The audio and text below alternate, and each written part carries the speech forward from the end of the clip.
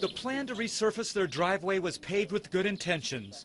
Not so much, though, Brenda says, when it comes to the man who did the job. He told me it would be so smooth you could skate on it, guarantee it for 10 years. But this is what Brenda and her husband got. I drive a little Hyundai, a little bitty car.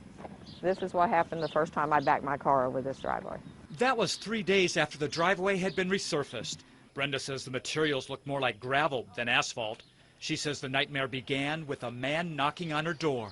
He'd been on a job, had some leftover asphalt. Just enough for her driveway, Brenda says she was told, so she said yes and wrote a check.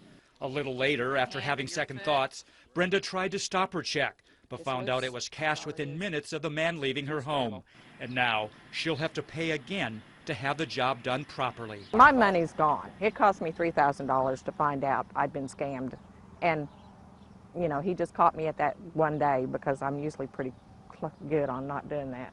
Scams like this one spiked during the summer. Rick Brinkley of the Better Business Bureau tells us. Some of the stuff that we've seen people do in this community is outrageous. So with Brinkley's help, we came up with a list of the top 5 summer home repair scams. First up, I have extra materials, just like in Brenda's case.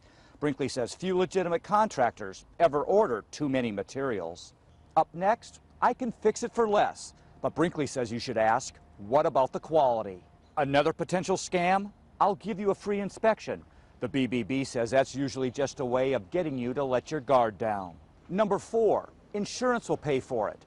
Brinkley says that's up to your insurance company and what your policy says. And number 5, I need all the money up front. Brinkley says you should never be expected to pay most of the cost up front unless you're getting custom work done.